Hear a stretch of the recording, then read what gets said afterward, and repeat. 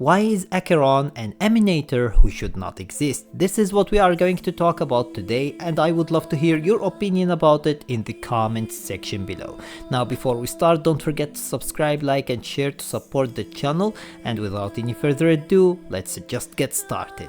So first of all, before we talk about why Acheron is an emanator who should not exist, we should first discuss how did she become an emanator in the first place. Because if you know her aeon, the aeon of nihility IX, you know that he doesn't do anything. He literally doesn't do anything because he is the aeon of nihility for a reason.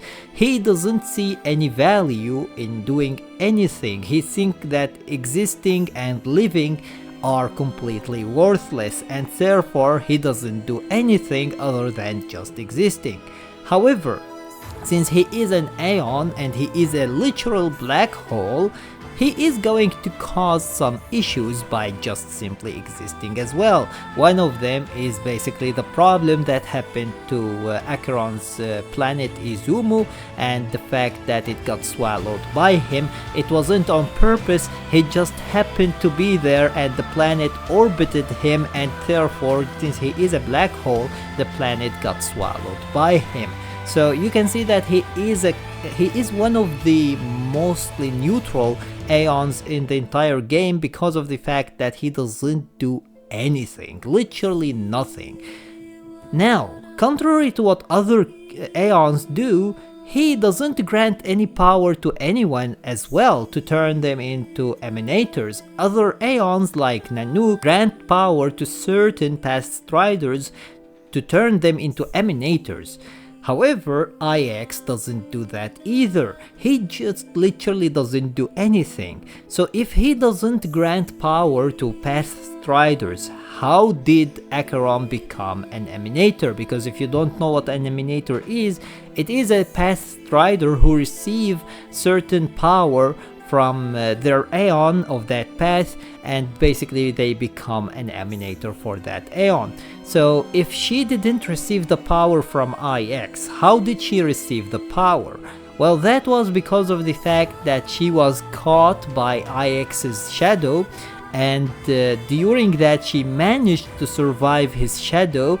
We don't know yet how, because they didn't explain how she survived his shadow and how did she even survive the problem that happened on her planet. We know that she did kill all of the people who actually came to her planet and tried to destroy it. She even killed the one who basically healed the end sword, but the planet still got absorbed by IX and it got destroyed, and we don't know yet how did she survive basically that problem. However, we know that she did survive, and by that she accidentally gained some power of the aeon of nihility's power, and by that she became an emanator. So it wasn't really on purpose, and it wasn't basically by choice. She accidentally received some power from the aeon of nihility because she survived somehow his shadow, and she became an emanator of nihility. Now that we know how did she become an emanator, it's way easier for us to discuss why is she an emanator who should not exist. Well, as I said at the beginning of the video, she is an emanator of nihility, and the aeon of nihility doesn't grant power to anybody.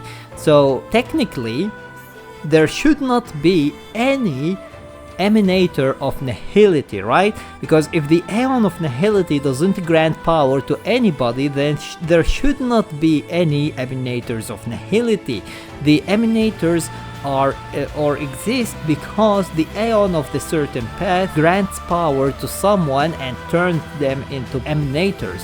If that aeon decides to not give any power to anybody, there should not be any emanators for that certain path, and that is one of the reasons as to why she should not exist. She is an anomaly that should not exist in the world of Honkai Star Rail. However, one more reason is the fact that she is one of the characters who are now spreading the path of nihility, which is one of the worst path in the entire Honkai Star Rail, because of the fact that it basically teaches that there is no value in living, and that is pretty much the enemy to anything, maybe except Nanook.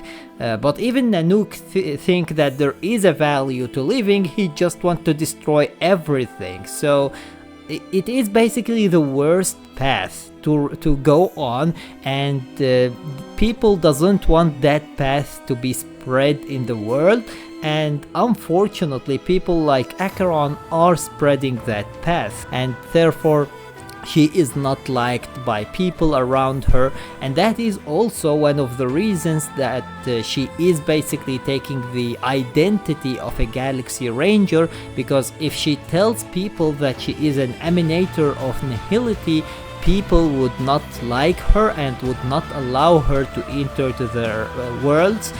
Pinakoni is one of them.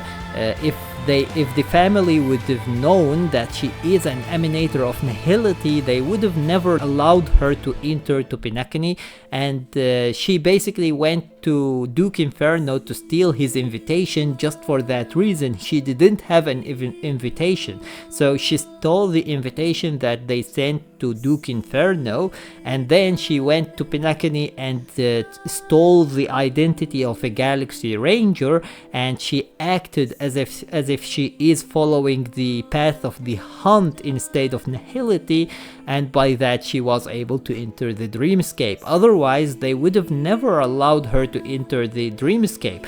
Nihility is actually the worst enemy to harmony, and as we all know, harmony is the path that Pinakoni follows, or at least the family follows, and therefore they would have never in hell allowed her to enter the dreamscape if they would have known that she is an Emanator of nihility. So these are the two reasons as to why she should not exist. She is an Emanator of nihility, which should not exist technically, because the aeon of nihility doesn't grant any power to anybody, and she is basically following the path of nihility, and she is spreading it by existing and going on to different places, and nobody wants actually that specific path to be spread, because even the path of destruction is better than the path of nihility. At least you are going to do something, you see value in something. For example, Duke Inferno see value in destroying and burning stuff. Nihility, on the other hand, doesn't see value in anything. It's just literal meaningless. Anything you do is meaningless. There is no point in studying, there is no point in protecting, there is no point in destroying, there is no point in killing, there is no point in anything, and therefore nobody wants that specific path to be spread around the world. And unfortunately, Acheron is one of the people who is now spreading that path, even though it's not really her choice. It's just the consequences that were around her that caused her to be that specific path, but nonetheless she is from that path, and she is spreading now that path throughout the world.